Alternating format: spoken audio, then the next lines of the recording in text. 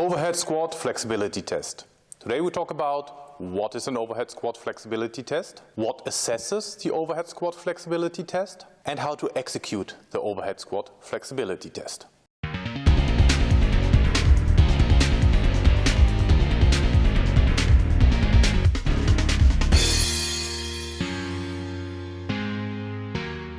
So the overhead squat flexibility test, what is it? The overhead squat flexibility test is actually a test of the overhead squat, and that looks at whether the flexibility within every segment of the body is good enough to perform an overhead squat. The overhead squat flexibility test is quite unique as it is a so-called head to toe. Yeah, everything between the head and the toe has to work in conjunction to perform the overhead squat. So it doesn't really allow for any compensation. It's actually more than head to toe because it also assesses the bar that is over your head. So it's really, let's say, wrist to toe, if you want to say. So what does the overhead squat test, overhead squat flexibility test assesses? As I said, it's a real head to toe. So everything between the bar overhead and the toe is being assessed. So if we start bottom up, it looks at the ankle, it looks at the knee, the hip, the lower back, the thoracic spine, and the shoulder, and also to a certain extent the elbow and the wrist. So let's have a look how to execute the overhead squat flexibility test. There are different variations of it. The FMS also uses the overhead squat, grading on a 1 to 3 point scale.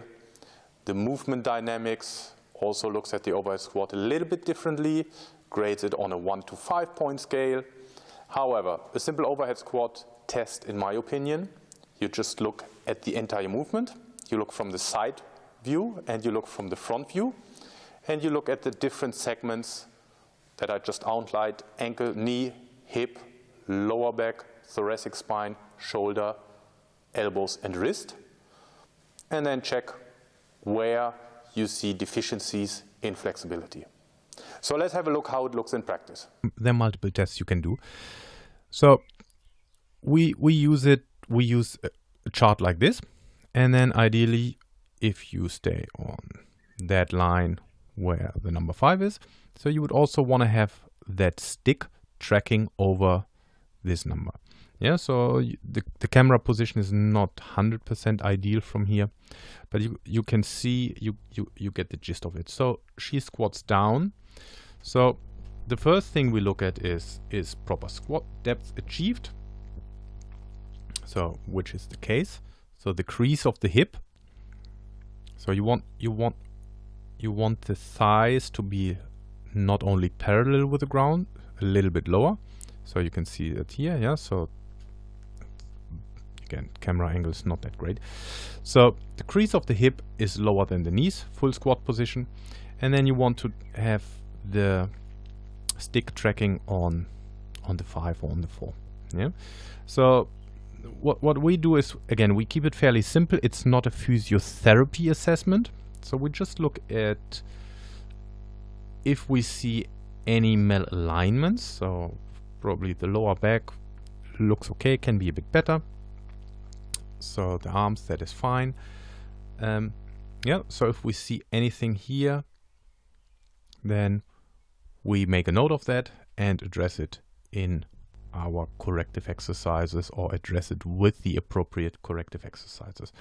So let's have a look how that test could look from the front. So let's have a look at the front view.